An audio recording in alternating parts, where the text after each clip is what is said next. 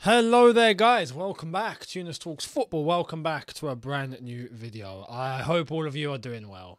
At this point, I'm just deflated.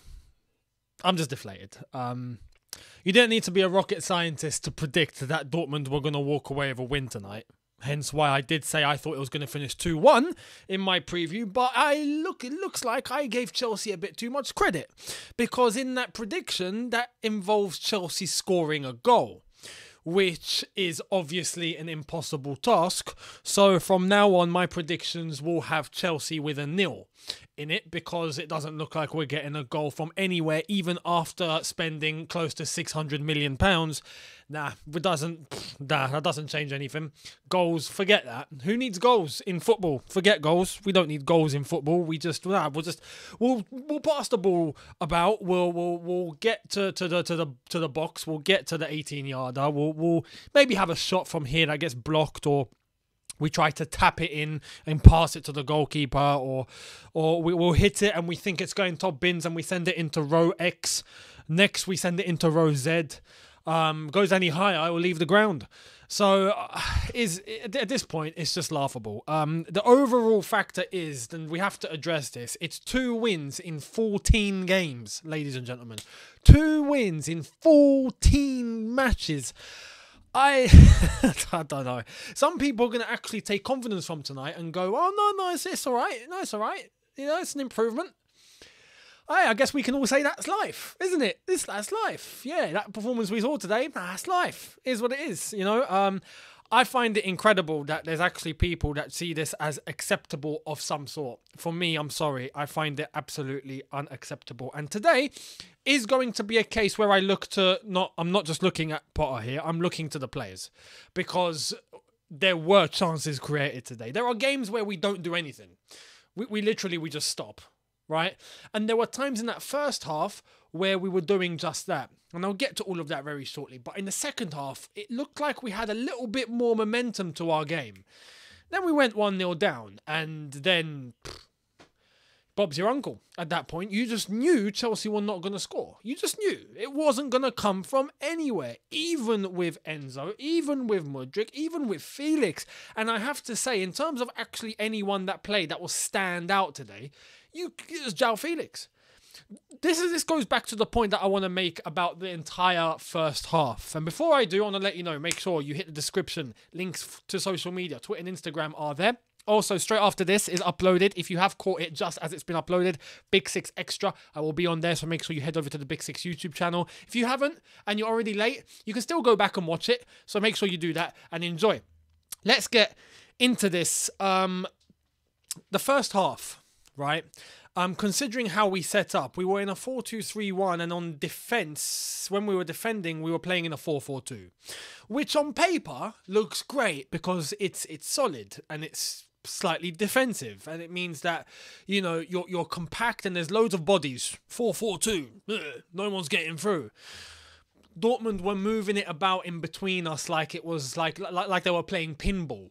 Right, and that's the truth. I know that on the transition, we did have chances to counter, but we done absolutely nothing with it. Not just nothing, we looked toothless. We launched a counter-attack, and the initial action actually looks good. And then we actually get the ball forward, and then it just goes blank. It just fizzles out. Before we've even reached the box, you can hear it just psst, fizzled. It's gone. It just fades into the distance. And as I've said, if it wasn't for Felix today, I genuinely think we wouldn't have probably had a shot. You know, well, I say not have a shot. We would have had a shot, but we wouldn't have actually really tested. You know, Felix was the one that actually got the keeper working. He hit the bar. He done all sorts. When you look at Kai Havertz, oh, man. I don't know. I really don't know. The first half, as I've said, you could tell what the game plan was in terms of what we were actually trying to do. We were trying to sit, we were trying to be opportunistic, we were waiting for the opportunity to take the ball on a counter-attack using some of the speed that we have. Cool, I get that, right? I get that. But there's a way of executing it, right? You have to be able, you need to have certain qualities to pull that off. right? This is why I feel like there are managers that are deemed as defensive that don't actually get credit for what they actually do, because it's very nice and it's very well and nice just trying to get your team to play champagne football and tiki-taka sexy football and all sorts, and that's not easy. Let's have it right. Yeah, that takes time and that takes a lot of effort and whatnot. I get it, right? Pep Guardiola is the one that you can say has truly been able to master that. Ancelotti at times. Some would say other managers, but anyway. But on the defensive side, this is where Mourinho gets success from. Conte gets his success from. Simeone got his success from. There's ways of being able to make sure you maintain solidity. No one gets through. It was so easy in that first half for Dortmund to get the ball in between the lines. So easy. We're literally in a 4-4-2, right? Especially the 4 and the 4. And you see players just hovering into space and no one's tracking them. No one's tracking them. Bellingham's able to take the ball, turn, and it's just Emre Can able to literally move in between 2 or 3 Chelsea players, finds a pocket of space. Oh, great. Okay, yeah. Give me the ball. Nice. Turns. No one's closing him down. Everyone's just looking at him. I'm like, if you're not going to be able to close down or keep tight, you can't play defensively. This is actually what shocked me about Dortmund, is that they didn't capitalise early. I thought the way we were playing, we were going to concede 1 or 2 in that first half. And let alone, yes, we had opportunities countering, but again, Kai Havertz couldn't hit a barn door. And João Felix, have to say, was unlucky. But that first half got me fuming. Second half, we looked a little bit better, I would say, in terms of urgency. We looked a little bit more urgent, right? So fair enough. For that, it's the first time in a while I've seen that, because it's normally the other way around. We normally come out the second half asleep. Today, we actually came out, it looked like, with a little bit of, we've been awoken. But then, not too long after, we concede. And funnily enough, it's a Chelsea attack, and then we get hit on the counter, and then boom. It's 1-0 Dortmund. And this is where I'm a little bit skeptical about what's going on, because the way we set up today was I would say, a decent team. I would say it's a decent team. It was close to what I picked. I didn't have any issues with the starting 11. Reece James, Cucurella, Koulibaly, Thiago Silva was easy to predict. Enzo and Loftus-Cheek, that was a little bit weird, because I thought Kovacic or Zakaria would be selected. If one of them, at least, let alone both of them, are going to be on the bench. Well, I didn't expect that, but anyway. And then Felix, Mudryk, Ziyech. I did say Madueke yesterday, but he's not in the Champions League squad, so I did comment. It would be Ziyech. It was Ziyech. And Kai Havertz up top, because, let's have it right, we don't have any other striker on the bench or in the flipping Champions League squad, because we'd left out Aubameyang. So there's that to take something in consideration for. But the way that, as I've said, we were trying to defend and stay solid and whatnot and hit on the counter, we ended up getting hit on the counter-attack. And my concern here for this goal that Karim Adeyemi scored was how Enzo, out of all players, Enzo was left on his own devices. I'd like to think normally, in terms of an attack from a set piece or whatnot, that at least one of the fullbacks, because if one of the fullbacks are taking the set piece, because for us we have Chilwell, we have Reece James that actually take corners and free kicks. If one of them is up there, the other one's staying back with a defensive midfielder, whilst the central defenders go up in order to go up for the header. Or you leave one centre-back and you send one centre-back. If you send both, you can't just leave one midfielder on his own. Because if a counter-attack does come and you have literally 2 or 3 coming at you and everyone's being caught out, he's got to fend for himself. Now, he had to fend for himself against one. Just Karim Adeyemi. And look what happened. Enzo got skinned. And then Kepa got skinned. And Kepa can't bring him down, because if he does, he's getting sent off. So I can't blame Kepa at all. 1-0 Dortmund. So I find that absolutely incredible. Whose decision was it to leave Enzo there by himself? Whoever was accountable for that, baffling. Absolutely baffling. Anyway, straight after that, you could see mentally we're a little bit all over the place. But then Graham Potter comes up with a solution. And this is where I turn to Graham Potter, because this substitution for me had made absolutely no sense. Mudryk didn't look brilliant, but there were times where, in terms of his dribbling and his speed, it's something, right? I would rather leave him on the pitch. Anyway, he takes him off. and he brings on Mason Mount. Okay. And then he takes off Chilwell and puts on Cucurella. When the problem for Chelsea, in order to prevent Dortmund from controlling in the position of the pitch that they were controlling from, which was the midfield, they were bossing the game from midfield. Chelsea were able to move the ball about and try and pass from side to side and advance the attack, and we were doing that at times. Credit for us for actually doing that. You know, it's the bare minimum I expect from Chelsea out of all clubs. But we were doing that, that's fine. But overall, whenever Dortmund had the ball or they were able to move the ball from A to B, the amount of space that they got in midfield was criminal. The way they were able to literally, in the space of 2 passes, get the ball from their 18-yard box to our 18-yard box, just like that. And they don't even have to go long. It's just boom, boom, moves into space, boom, that's it, done. Already on an attack. On an attack. So I would have thought that adding an extra man in midfield would have helped stop that. Because if you looked at Dortmund when they were defending with a 5-3-2. They had 3 in midfield, and they had fullbacks or wingbacks, if you wanted to call them that, but fullbacks in a 5 in order to tuck in when they had to add some support. There were bodies. Chelsea had it hard in order to get the ball into the box, and even then, at times we did make it through. At times when we caught them on transition, we did make it through. But when we had to defend, it was so easy for Dortmund. So easy. So I would have thought, okay, get Kovacic on. At best, okay, get Zakaria on. Get Zakaria on. Tell Enzo to move a little bit forward. Tuck in a little bit. Go man for man in midfield, and we might actually be able to defend against Dortmund. Because let's have it right. For me, Dortmund were not special. This is where I think there's a little bit of a misconception. People are praising Chelsea tonight. Oh, it's an improvement. It's great. It's an improvement. Well, whoop-de-doo.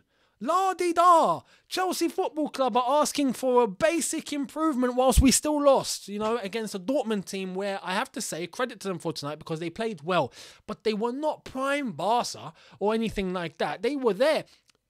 A Chelsea of a certain standard would have rocked up and taken 3 points. There's no points, but we would have taken a win tonight. And some people are obviously going to rely on the fact that we didn't put our chances to bed. Well, we've been saying this for how long now? Have we used that one for? It's absolutely exhausting. So I absolutely do have to look at a Kai Havertz. But this is the thing. If we're going to be constantly pointing the finger, and tonight was a key indicator as to how impactful João Felix was. So if he has that much impact, even in a forward role, even in a position where we're expecting Kai Havertz to show up and João Felix is the one that's showing up, well, okay. Take Havertz off. Put Felix up top. And then for the love of God, bring on Kovacic or put Enzo up front. Or even, and I'd want to punch myself for saying this, but even if it meant you had to bring Mason Mount into it and then play him in behind João Felix, it's something because João Felix is going to be the man up top instead. And another thing that this seems to be a frequent thing every single game. Every single game. Offside. And it's not even just offside as in an unlucky offside. Sometimes a striker can think they're on and then they're offside.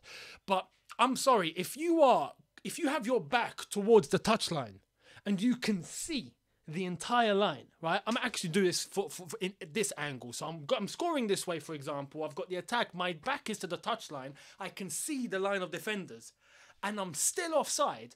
That's criminal. I'm sorry. At a professional level like this, the highest level, it's incomprehensible to be able to get that many offsides whilst you can see the line. You can see if you're on or off. Anyone that's played as a striker would know. Come on. You can see the line. What are you doing remaining in an offside position? What are you doing? It's not even a thing that you've been caught out. You're in an offside position. You're waiting. You're in an offside position. You don't correct yourself, then the ball comes, and then you complain to the ref. No, shut your mouth. Shut your mouth. Honestly, it's a combination of so many things that results in this, and in a game where people are going to praise Chelsea and go, yeah, no, Chelsea played better tonight. Yeah, there's something there. All right, well, two wins in 14. 2 wins in 14. 14-2. 2 wins in 14. Unbelievable. Actually unbelievable. The fact that there isn't more uproar at the fact that we're on this sort of form in a game where we actually played well.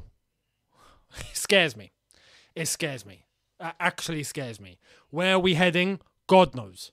God knows. But as I've said, like I predicted a 2-1 win. For a 2-1 win for Dortmund, a 2-1 loss for Chelsea.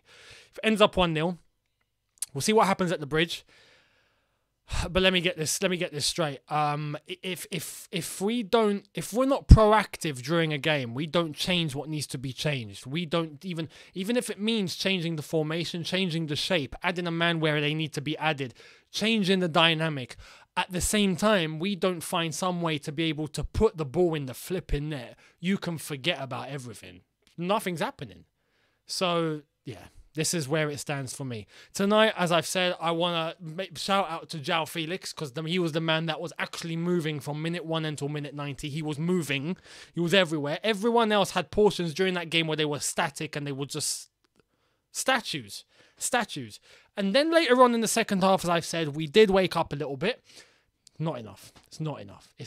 We need to see more. This is where I look. This is where I don't see fight in circumstances like when we went down, right? There needs to be more urgency. There needs to be more intensity. There isn't. There's moments. There's moments of, we got a chance. As I've said, we weren't playing prime Barca or prime Real Madrid. If we were playing Real Madrid or the team that we faced last season, for example, it'd be a different story. We would have got destroyed tonight. And I truly believe that. Dortmund were not incredible. They really were not. They were efficient. They were solid. They closed the gaps. They didn't allow much space. At times where they did get caught out was down to their lack of quality and at times their lack of organisation at the back. But even so, they kept everything out. And they were able to launch attacks that were deadlier than ours. Even though we had slightly more shots during the game, Dortmund were more efficient. And that's what it comes down to. Efficiency. We look toothless. Toothless, man. Toothless. And where's the improvement going to come from? Well, apparently tonight was one. So we'll wait and see what happens on the weekend. And then we'll wait and see what happens later on after that. And the second leg at the bridge is going to be interesting. We go back to the bridge with a 1-0 loss. So we'll see if we're able to turn that around. Let's get past Southampton first on the weekend. Then we can talk. Anyway, thank you all so much for watching. Hit the subscribe button if you are new. Hit the notification bell to be notified once I've uploaded. Smash like button if you've enjoyed this. Let me know your thoughts in the comment section below about tonight's performance. And I will see all of you tomorrow for a brand new one. Have a good one, people. See you then. Take care and peace.